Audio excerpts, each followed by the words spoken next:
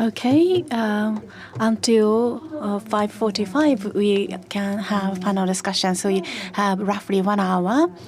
So first, we'd like to answer to the questions by audience. And there are questions addressed to particular person, and there are questions more general and addressed to any of the speakers. So I'd like to first pick some of the questions that is related to specific presentation, maybe. First one is, I think, is a question by many people, because it may be a point of interest. And this is addressed to Lim, Dr. Lim, but I think Dr.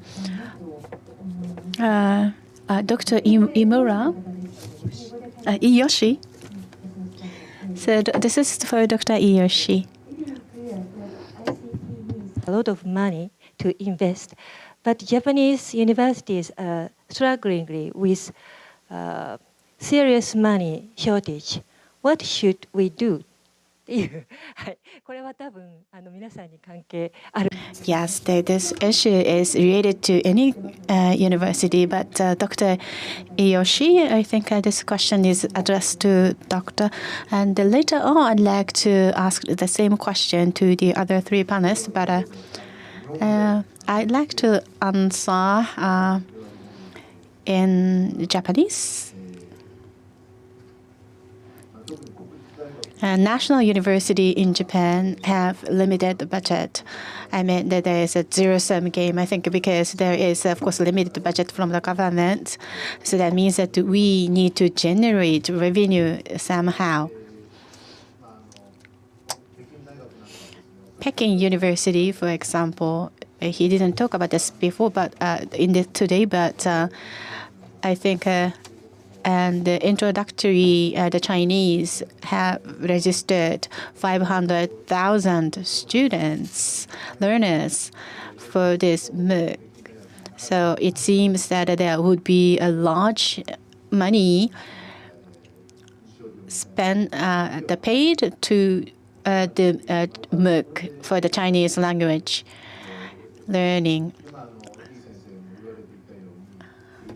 And as Dr. Lee said earlier, of course, the writing the textbook is hard, but once the textbook is written, of course, there are many users and it can be used for a long period of time.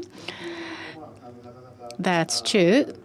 And the return on investment of the research is often the topic. So economical impact generated and by research is one of the topics we often talk about. But I think these days, education, in the area of education, we need to think about the return. I mean, even if we provide education in an affordable manner to many people, still we can be profitable.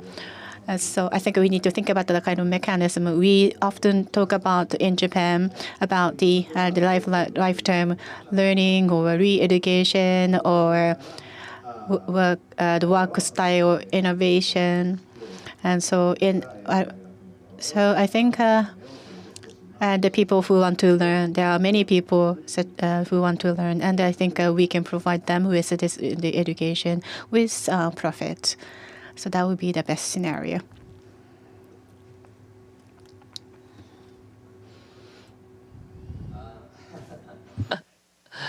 Well, I would say that our aim for providing MOOC is not to make money, but there had actually been some surprises. For example, one of the MOOCs that we developed is called Full Stack Web Development. In the past 2 years, it had generated around $2 million US. And the production cost is just like, I would say no more than 10% of that.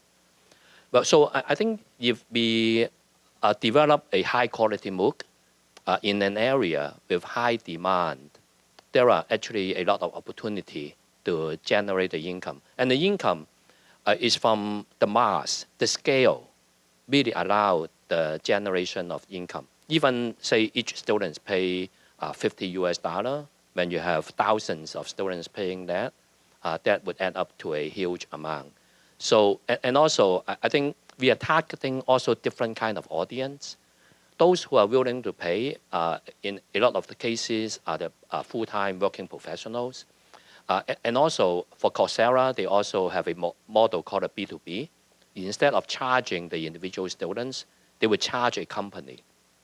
For example, for the book that I mentioned about on web development, a lot of companies are asking their employees to take that so that all of them would attain certain level of proficiency in certain skill. So they would pay a bulk payment for all their employees to take it. That's how majority of the income were generated. So, but then Professor Iiyoshi talked about providing access to the general public. I think is the main reason for us to offer MOOC.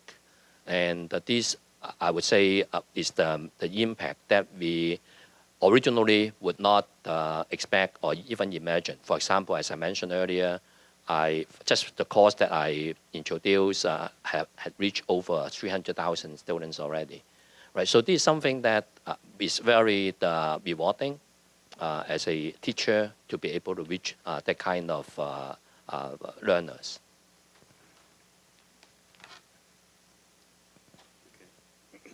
Short comment about the money problem. Actually, Seoul National Universities, as you might know, these national universities, so we got fund from the government. So at this point, the government are very generous in terms of the providing the money because it is a starting point. But eventually, they will decrease the amount of budget to our SNU, Seoul National University. But the other good news is that the, as I mentioned before, the alumni and Samsung Corporation, they are very generous to provide funds. So not necessarily depending on the government, but other third parties like Samsung or the alumni is the key area. And eventually the SNU might consider to charge money for very specific courses, like for corporate providing content rather than just for public. So we are considering to get money from specific courses. So my point is that we try to have more sources money rather than just government or the alumni. We try to have more sources for money in the future.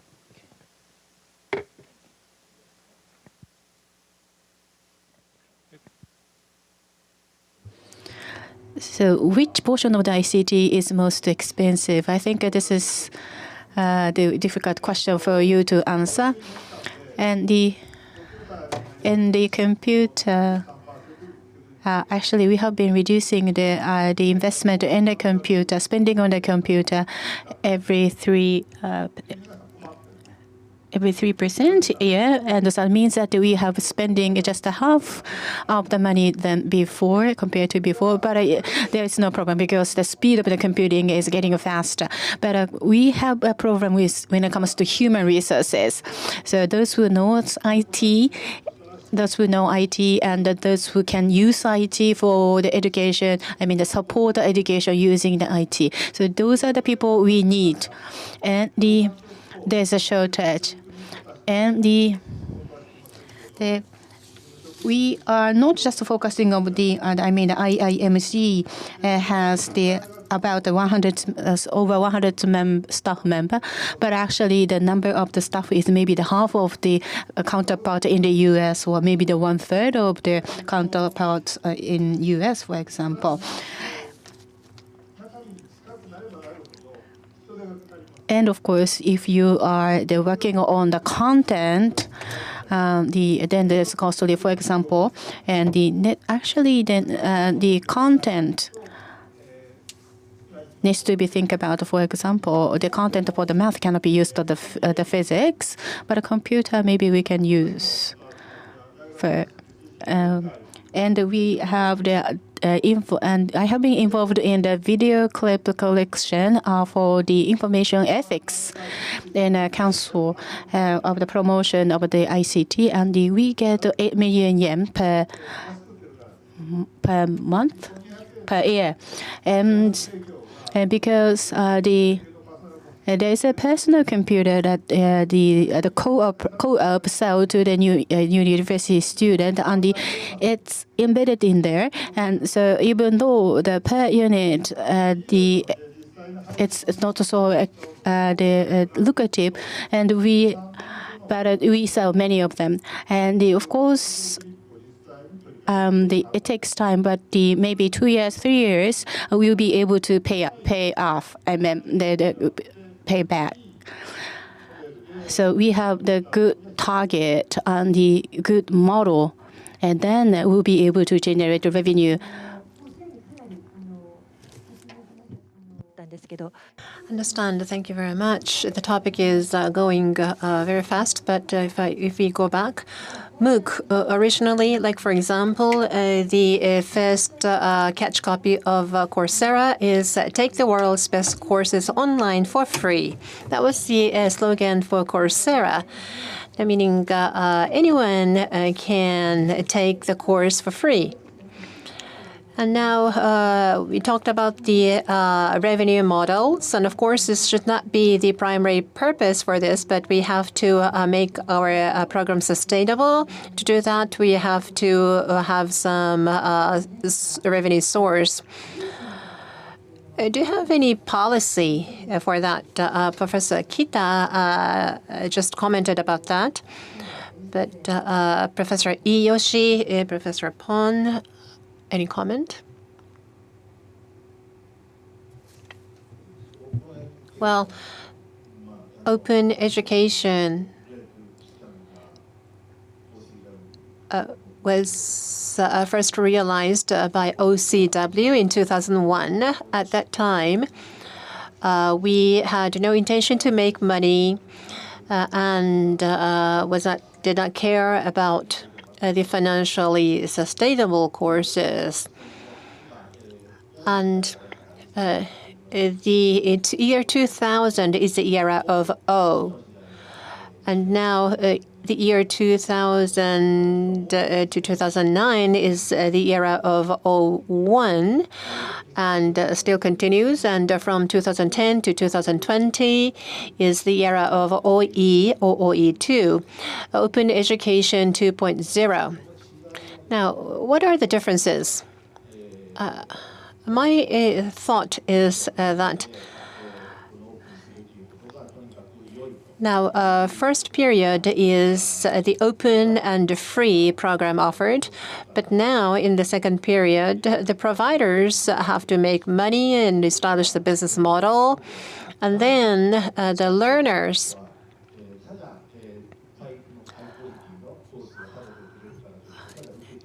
now simply take the high-quality courses, but did not know what will the benefit that they can gain from the courses.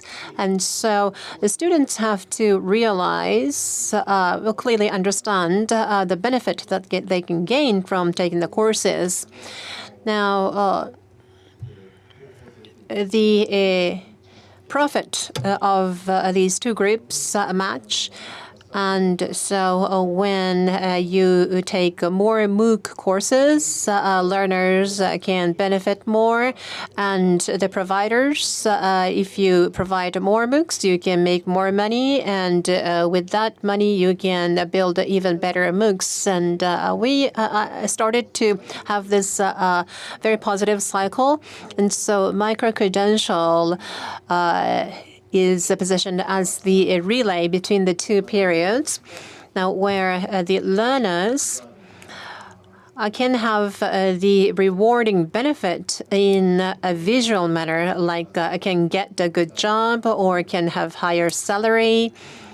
For example, these tangible benefit can be gained through learning MOOC courses. And so the companies and the universities which provide MOOC for both profit and non-profit purposes can start charging money. And I think we are in a very sound and healthy situation. I agree with Professor Iiyoshi. In fact, as a part of both Coursera and edX, we wanted to make sure that the contents would remain to be free. Okay, we had a lot of discussion with the MOOC provider because that's the original vision, to make education freely access to those who really want to learn. And we are still doing that. The content is still free. Okay, and this is something that we insist on doing when we talk to the MOOC providers. Now, what value you get from accessing the MOOC is a different story. So if you want a certificate, in the past, even the certificate, if you audit, is free. But now, any certificate to be issued would involve a fee. Right? So you can argue, well, whether that's, you're defeating the original purpose. It depends really much on how you think. And we also insist that to those who cannot afford to pay, the fee will be waived. And in fact, that's what the providers are doing. Most of you may not know that, or you don't even care to request for the waiving of the fee. Our experience is that a large percentage of those who are getting the certificate actually had the fee waived. Okay, but for you can afford to pay, you may not even want to make the request. But for students in developing country, a lot of them actually make the request. So I think another issue is what you see the value of the certificate. For someone who have a degree from Kyoto or Seoul National University already, you may not even want a certificate. The diploma that you obtain has a lot more value. But then, if you think about the lifelong learning, some of them may want to access the content for free just to learn about a certain new concept. One example is the course that I offer in Java programming. 20 years ago, students who graduated didn't even, Java didn't even exist. But now if they want to upgrade themselves to learn a new programming language, they just want to access the content, but they don't care about getting a certificate. Right? So it depends very much on what value the learner want to obtain from a MOOC. And also, as I mentioned, by offering the online degree, online programs, would provide certain learners a second chance. For those who would not be able to get into university,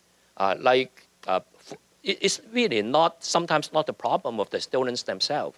I think the teachers really should think about whether the problem is they are the source of the problem because they couldn't teach the students well. That's why they failed. Right? But now with the MOOC, some learner could get a second chance. Right? They could get into, for example, the Arizona's Global Freshman Academy. Right? And then I think this kind of opportunity is important for different kind of learners. I agree with your ideas, but let me make sure or emphasize that the key strategies for effective education is not just presentation. It should have practice time and then feedback from the professors. That's the key idea of the effective instruction. So as he mentioned about content is free, I totally agree with that idea. But to be more effective education, we have to provide practice time and some kind of assignment and feedback by professors, even peer students. So we have to charge money for those effective instruction and to have the degree or a certificate, because that effective instruction, the education should include practice and feedback. That is not just by online content. So the MOOC, if the MOOC should be very effective in terms of educational, it provides practice and feedback, and they provide feedback and practice, I think they can charge for the students and even the institute. That's let me make clear the point. Thank you very much. Now we have a deeper understanding. Thank you very much. I have next question from the audience for Professor Lim. Now, Professor Lim, in your presentation, you talked about the professional development. Now, for the blended learning, now. You introduced about the faculty who are positive in blended learning, but how should we approach to other faculties who have low motivation, less motivation for blended learning? Maybe one story we have in SNU is that nowadays we are providing training program for professors who do not get low satisfaction level from his or her courses. Traditionally, the training program is not required, but for your information, from last year, the professors who get lower satisfaction level from students have to take that training session through that system.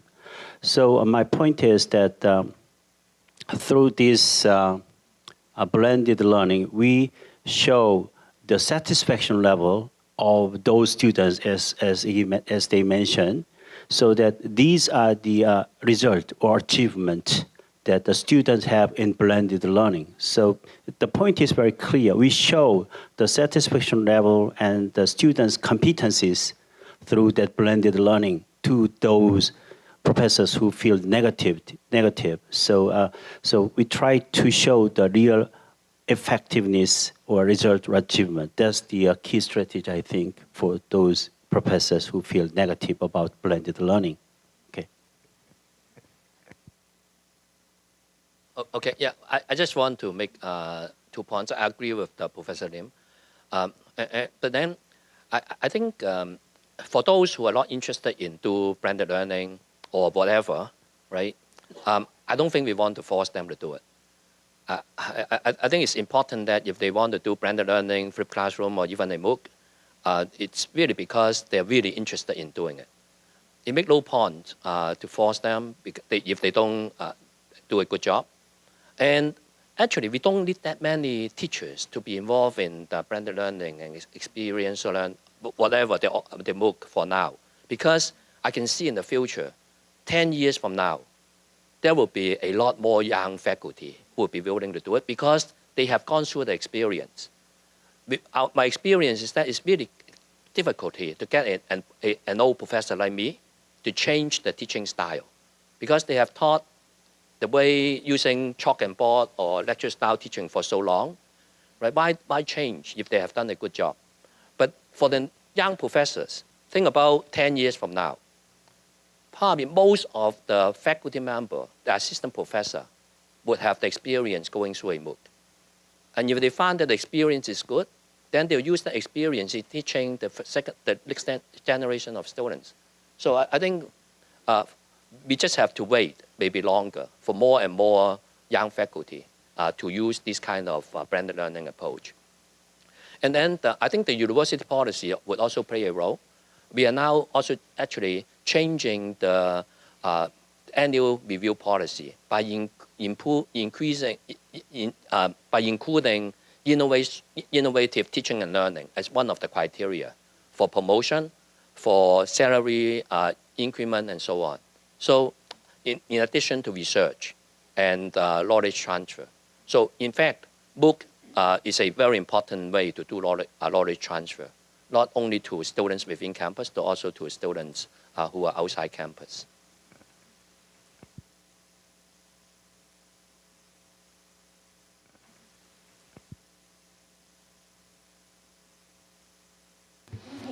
Thank you very much for the answers and the comments. And Professor Kita talked about the experience of the learning and also the outcome, how we interpret the outcome of the learning. And because this is related to MOOC, and after we talk about MOOC and the For example, MOOC. If you use MOOC, and maybe the questions or tests are multiple choice simple questions of a quiz with multiple options, and so there being a limitation of assessment or evaluation of the outcome. But when it comes to blended learning that we talked about today, and Dr. Paul talked about experiential learning combined with MOOC, online learning, and if we do so, I think assessment method can be maybe more expanded compared to the traditional way of assessing the outcome from MOOC. So I think when you assess the outcome of the learning, so Dr. Paul, what kind of assessment do you use? Well, if you think about the current arrangement for MOOCs, but most of the assessment is based on simple instruments like online quizzes. Those are not reliable. That's why none of the university is willing to issue academic credits for a MOOC. You got a certificate, but not any academic credits because the assessment is not reliable. That's why blended learning with the face-to-face component is important in order for any, accredited university to offer credits for MOOC plus something. So it's not just a MOOC, it's MOOC plus. There could be some examination, there could be a project like what we are doing for the students after they learn acquire the knowledge from online. They have to do something face-to-face. The experiential learning would allow them to show that they actually been able to apply the knowledge that they acquire to something real in solving some real-world problem. Another important aspect about assessment is that the online assessment is useful, but then it's different. So I think the current assessment approaches that we use in the traditional lecture style teaching is not applicable, even for blended learning courses. So if you don't give certain weight to the online activities, the student would not be motivated to really work hard in watching the video or doing any of the online quizzes. So I think we really have to think about what is the percentage of assessment based on online, the assessment based on blended learning, the face-to-face part of the blended learning. So this, I think, is very important.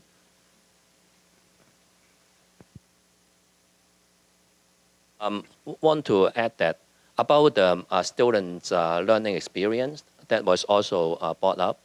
I think that's why we have done a lot of survey, and I show you about the questionnaire. Right? It's not just the grade, the learning outcome, of course, that measure something that the students achieve, but to collect information about the students' learning experience through surveys and questionnaires is also important, in particular, to make a connection between the online part together with the face-to-face part. So a lot of the question that you saw is to try to make that kind of connection. May I add one comment? In terms of evaluation assessment, traditional universities have the same problem. The reason I talk this one is that, as you might already know, the competencies is emphasized these days in these days. What I mean by competency is that university students, they get degree and then they get credit. But whenever they are assigned to a real task, they could not do well. That's the situation here in SNU, or even SNU and other universities. So we try to emphasize the real competencies to solve real problems. So now university is emphasizing professors, not just multiple tests, not multiple tests anymore, but short question, but real project assignment. So in the case of blended learning SNU, the MOOC, the online content can be used, but real assessment is done by real project. So they have to solve the problems as Dr. Pong's class, they did some kind of activities. So the point is that we should provide the real project or real problems in the classroom settings or outside the classroom. That is one part. In case of book, just pure online content, there are some kind of technologies that actually measure the student real competencies rather than just have short multiple tasks. I have some kind of approaches that peer evaluation. So like students do their own work, and based on criteria, the good peer actually can review their output very specifically and provide feedback. It is very similar to professor's feedback. So that is one strategy that I have noticed very effective. So the point is that we can develop authentic assessment tools in pure online contents. And I think you might be involved in that kind of new initiatives or projects. Thank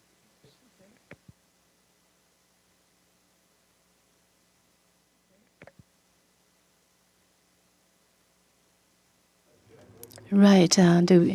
We need to do this very seriously. But I think I have maybe a little bit the casual comment. So including my children, and I mean, including my students, they actually, our enemy is the video game. And I think, actually those who do not want to use the video game, I think because this is a series of assessment. And because after one video game and complete them, then you go to the next level. So here you have an assessment. So, and the benchmark, online benchmark should be based upon the game. Video game, you pay, for example, 30,000 yen for the game. So you pay, and someday in the future, you may be saying that you pay this much, and why don't you buy the physics course? But I think we need to think about the seriously of the video game as the benchmark, because there are professors who study the video game, and they said that their video game is not interesting because their rule is not the design-based rule. So I think and we need to think about for the online which should be the assessment So I think in the classroom we can do that, and first to some extent because we can assess the competency. But when it comes to the online, we need to continuously question which should be assessed in what manner. But actually, our enemy is video game. Professor Kita has an experience of project learning, and so that's the basis of his comment, I believe. But in the non-blended, online-only learning, do you think that we can have an authentic assessment? Well, assessment itself has no meaning. How to use assessment is more important. And so the best is that we build the assessment method which the users can understand and accept. Then and show it how it can be used for online. I mean, there are many things that are doable in online only, like a massive course, but we have to think about this. The era of P, like a project development, a performance space. How do you think, Dr. Iiyoshi? Now, I agree with all the comments raised so far. But now, one thing, the MOOC is still in the infant era. is to develop more, and so the method of assessment on the MOOC is still limited. And so if we are to provide education course for free for as many people as possible, then as we may have to sacrifice the quality of assessment. And if that's acceptable, then we have to accept it. But on campus, students are paying a lot of money to attend the university, and so we can't sacrifice the quality of assessment. And so we should not apply low-level quality assessment used for online. So we have to use other methodologies for assessment. But as one of the benefits of the blended learning is that the traditional teaching and learning can be provided more efficiently. And with the higher efficiency, in terms of time and place, then we can scale it and can do whatever we were not able to do in the past. One example is experiential learning. And what I think is that the key part after scaling is that we need not to assess everything, like how to measure the motivation, how to measure the excitement. Like when you watch a movie and you get motivated and get excited and thought that this movie impacted your life a lot, then even if we can develop the measurement tool of that excitement, this will not improve the education itself. And so we have been paying much attention for the learning contents as well as assessment tool. However, at the effective domain level, the EQ is now being talked about a lot. In addition to IQ, we have to take this into consideration. Of course, that does not mean that we need not to assess, but if wherever accessible is the key part is out of focus or discussion. Now, what's been talked about in America for decades is that assessment. I mean, Professor Kita talked about the game, but the assessment, the performance can be assessed in the future, like in addition, not only through the simple multiple choice questions, but when one person given a context and what action this learner will take, this can be assessed properly as an authentic assessment. And when we have the social discussion and the students with a low grade tend to discuss with other weak students. When we find these tendency, then we will be able to design the face-to-face activities and improve the in-class activities. So instead of simply giving up that we can have limited activities that we can do online, but we have to make efforts to improve our outcome in online. Now, in the blended, we now have, so far, the face-to-face and online were like water and oil, but they are merging and converging now. Make a comment. I think the current assessment system is really not keeping up with the development in the 21st century. As I mentioned, you can take an exam, but then for students who study for the exam may do well, but they will forget what's being taught very easily. So Professor Iiyoshi talked about Minerva. In fact, we are now working very closely with Minerva. The assessment approach is very different.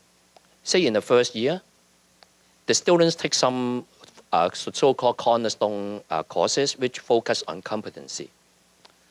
But then the student may get an indication that they passed the course, but they would not get a grade until the fourth year, right? Because at the time, especially for competency, examination would not really be able to assess the competency until the very end, right? So I think when we talk about assessment, the kind of learning outcome is not really assessing the learning outcome. It's really assessing how the students memorize the knowledge, right? So, and also talking about Minerva, they don't even offer the traditional first-year courses like calculus, general science, and so on, because that kind of courses, knowledge, could be learned by the students by just taking any of the MOOCs.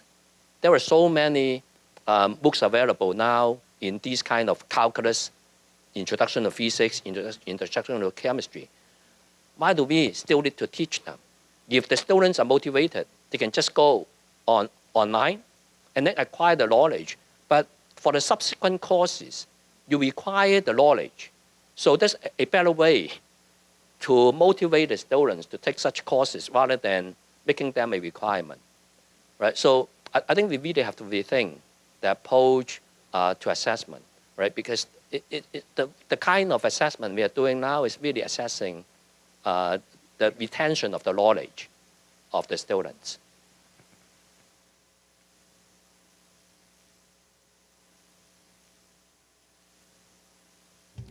Thank you very much. Minerva, Professor Iiyoshi introduced earlier today that Minerva provides online discussion class, and also they go out to the community and does the community-based learning and the program-based learning and service learning, and apply their learning, online learning, in the real situation. And this is not precisely assessed, but the students learned a lot through these experiences. Thank you very much for your comments about the assessment. And another question I received from the audience is related a little bit to this issue, but many people are interested in learning analytics, and I have a question regarding learning analytics. This question is for Professor Pong. Now, as a learning analytics, the learner's behaviors analysis has been done.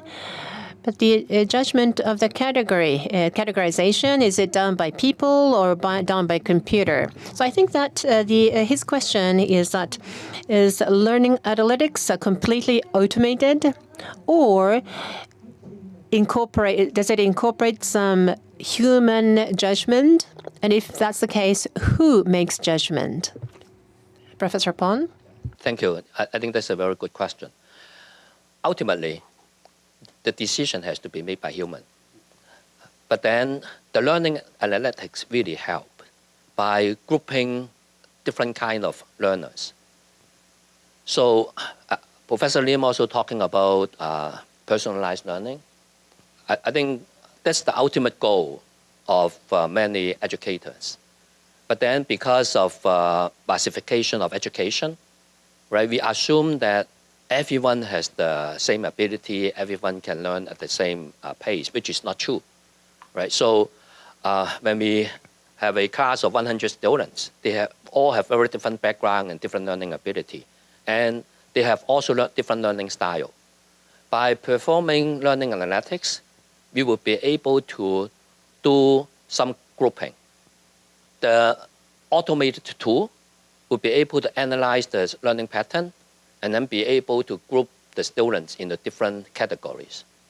After that, then it will be up to the instructor to make certain interpretation and to derive the appropriate learning strategy for different students. So I would say, just put the answer short, after the learning analytics, you want to be able to develop different learning paths for different students.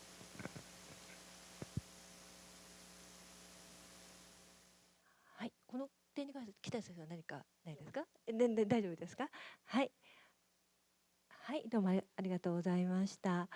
それ、ではもう一つフロアからのAnd we have another comment or the question from the floor. So I think I'd like to read this comment. So in each nation, connectivity with MOOC is different, I assume.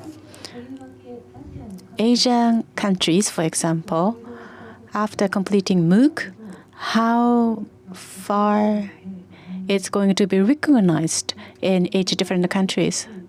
In China, Korea, Hong Kong, and it's possible for people to gain credit. So this is an open university initiative among these countries. So in these countries, there are graduation credentials, and there are. And of course, this may be not regarded as the normal university graduation credentials. So if the MOOC provide the degrees for the credits, the value will be different from the normal university. And so staying in university 4 years, and you learn knowledges and the competency, but I think belonging to the community itself grants you certain the assurance that you will be able to get to some certain position in the society because you used to belong to a certain community.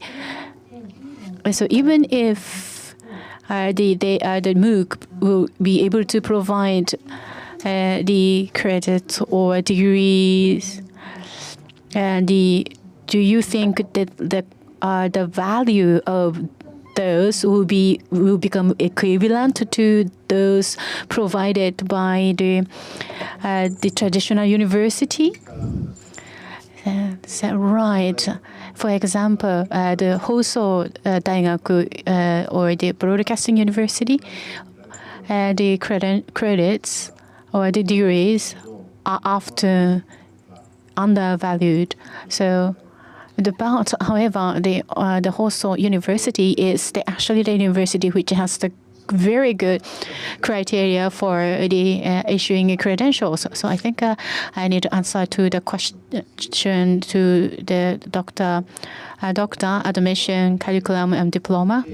And I think the admission is, of course, the hardest when it comes to Japanese universities, and often that people struggle to make the entrance examination to the university, because it's very hard, challenging examinations. So those who are passing, they are smartest in their life, and the students go to the university after overcoming the entrance examination. They become less smart or less stupid, because the peak of the smartness is when you enter the university. But anyway, in the university, we will have the group of the hours that gives you credit, and there is no, for example, the assurance of the quality. And even though something written in the diploma policy, and as long as you have the number of credits, you can graduate. So it's kind of, so that means that the most of the time they can graduate. But Hoso University is a university to accept everyone. If you are a graduate of the high school, anyone can enter the Hoso University, but 50% will drop out because it's difficult. I mean, the exit evaluation is solid and strict. So at the time of the graduation, that they make an evaluation in very strict manner. So there are, of course, the path that you need to go through, and of course, there is a way to use the MOOC and open education when the students go towards the graduation. But in the cases of a Japanese university, once they get into the university, they are relaxed.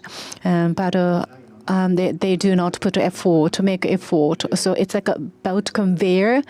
The code curriculum they just put on the belt conveyor until their graduation. So they are just carried to the graduation. That is all. So there is admission and graduation. Examination at admission and the examination at the graduation and the policy about the graduation. So I think the situation will be different from country to another. I actually, sorry, I said the connectivity and I was wrong.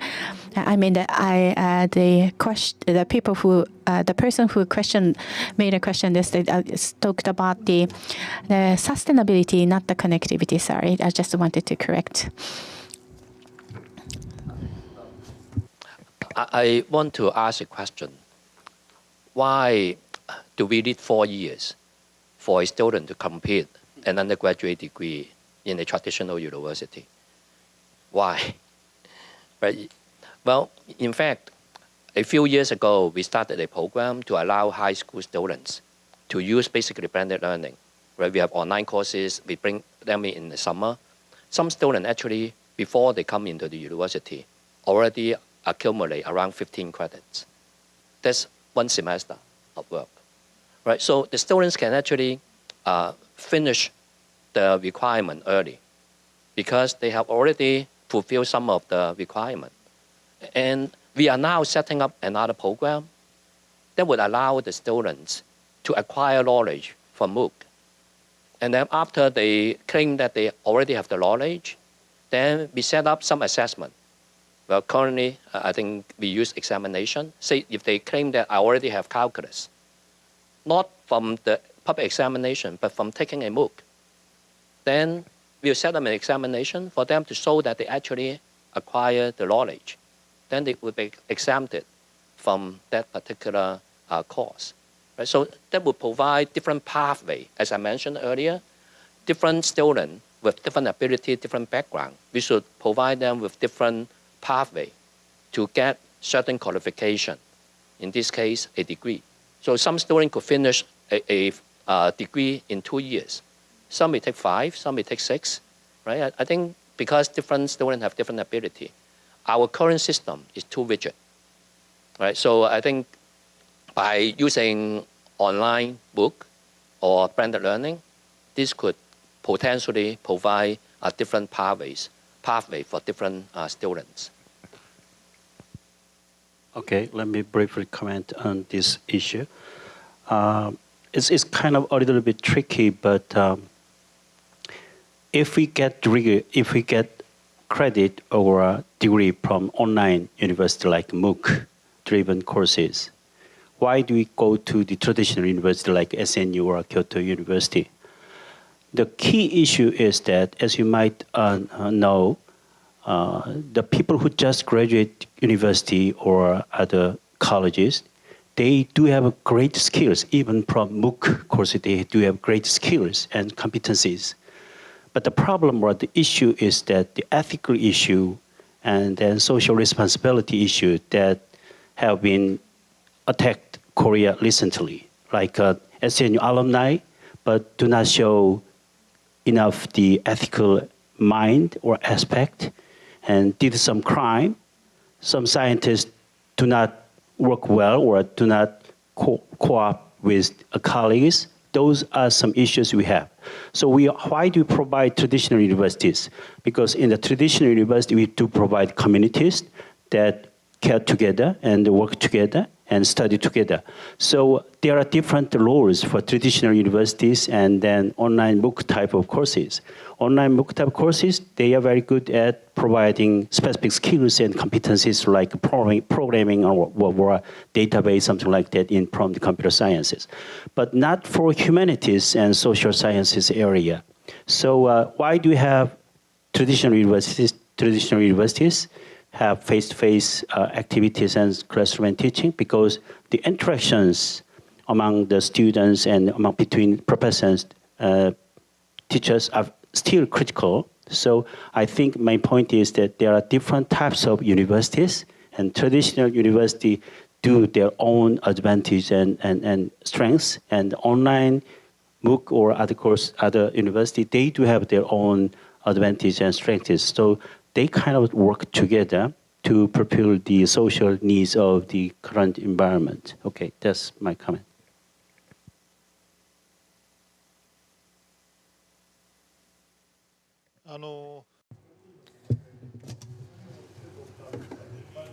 Well, the diploma, there are some competencies that you can get only by attending the campus, and that's okay. But how to utilize the benefit of degree? Like if you are not going to use the assessment is of no use. Is the degree beneficial for you to get job? Well, actually, the graduate students from Kyoto University having difficulty in getting jobs because finding a job is now very flat and open, extensive. So hiring side is having difficulty as well. And there should be the proper matching between the job and the applicant. And if whether you can show your competencies or for the hiring side, how can you, what are the factors that help you trust the applicant and hire? And so the assessment should be shared between the applicant and the hiring side. Now, Professor Lim and Professor Pong, I heard have different, slightly different opinions, but the raison d'etre of university, like the reason of existence of universities related to this. So I would like to deepen our discussion. Professor Kita talked about the learning experience, not only through the classes, but the attending the extracurriculum activities or meeting many people on campus. I mean, these are the benefit of attending the community, participating on campus activities, and can have unexpected learning and experience. How do we? What are the values for this? Of course, taking the MOOC courses, you can have these unexpected experiences, like you can meet other MOOC course learners from the rest of the world. Through the discussion on the bulletin board, but they are not of equal quality. And Professor Pong, after listening to Professor Lim's comment, do you have any additional comments? I actually agree with Professor Lim. There's no disagreement at all. I just want to say a lot of the time, say when Professor Lim talk about competency, I think that's very important. When Professor Lim talk about ethics, again, this is a very important training that we physical brick and mortar university would be able to provide. But then we have to think about why we still have these problems. People, engineers, scientists, right? That's because our system failed them. If you look at the training in most of the higher education institutions, we focus more on hard skills, discipline-based knowledge. That's what professors could do well. But we cannot provide good training in soft skills. But in this 21st century, what the employer is looking for are people with good soft skills. We often talk about the 4 C's, right? Critical thinking, creativity, collaboration, and communication. And if you look at the Minerva program, in the first year, that's what they focus on. Not on the hard topics, not on calculus, science. They have 4 cornerstone programs focusing on exactly the 4 C's that I talk about. And if you look at the 21st century, there's discussions that even the 4 C's is not good enough. They are talking about 7 C's. Cross-cultural communication. It's not just communicating, right? You have to do multimodal communication for people with different background and culture. And then we also talk about computational thinking, right? Nowadays, right? We all deal with some kind of computational devices. But computational thinking is not thinking like a computer, because computers don't think, right? So that kind of competency is important. Lastly, is career skill, the last C. And because lifelong learning is important, all the knowledge that we acquire now may not be useful at all 10 years from now, right? So the purpose really in university education is to acquire the lifelong learning skill, problem-solving skill, and the 7 C's that I talked about just now.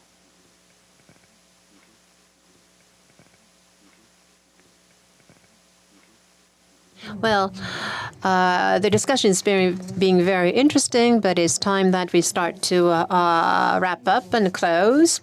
So can I have one final comment from all of you? Now, Professor Iiyoshi is going to make the closing remarks. So Professor Kita, please. Well, Professor Lim and Professor Pong, thank you very much for sharing your experiences. It's been a very informative session, and I hope that Kyoto, you will improve our experience, and I will be helping this in the ICT area and working with Professor Iiyoshi. Also, it is my pleasure to have some ideas and insights from other university faculty members, even from these Kyoto universities, and thank you for attention. Yeah, same here. I really thank you very much for the opportunity for us to have the platform to exchange ideas. I think we need more discussions like this. So perhaps you can, again, organize something like this as an annual event. Yes, sir.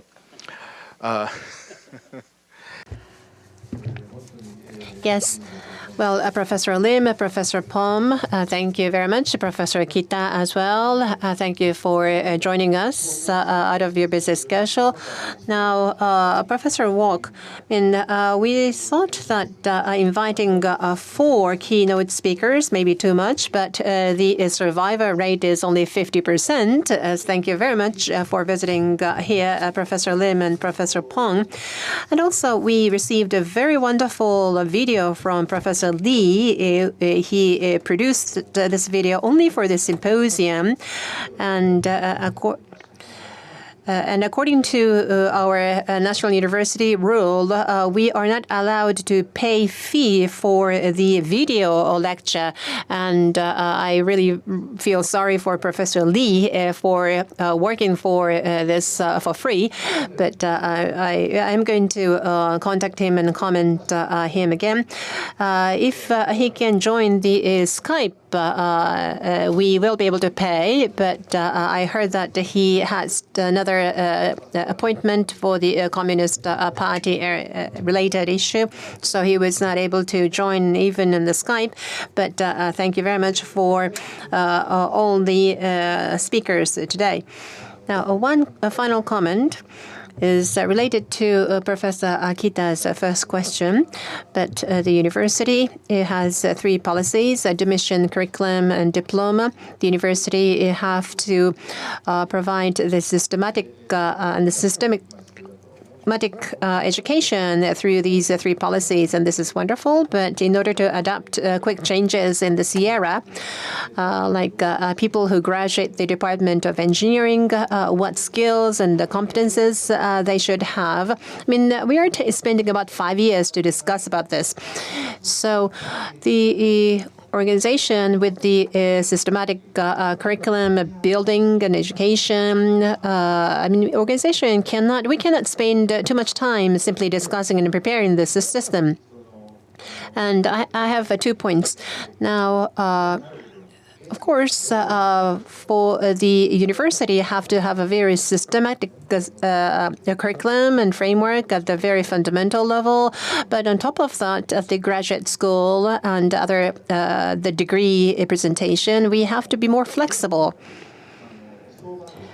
Because sooner or later, the universities will have to be more flexible to meet the diverse needs from the society and support the diverse students. Well, the 10% of the population were able to attend the university. At that time, we were able to simply provide the one set of education. But now, in Japan, the current Abe administration is supporting that everyone can take the university education. And at that time, providing one set of education and one set of assessment will not be accommodating all different students.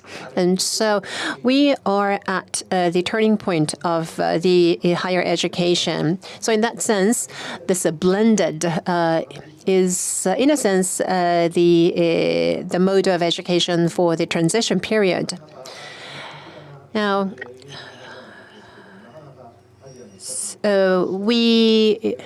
it's very rare that we hear directly the speeches and experiences of our Asian neighboring countries. And thank you very much for sharing with us your wonderful experiences and initiatives.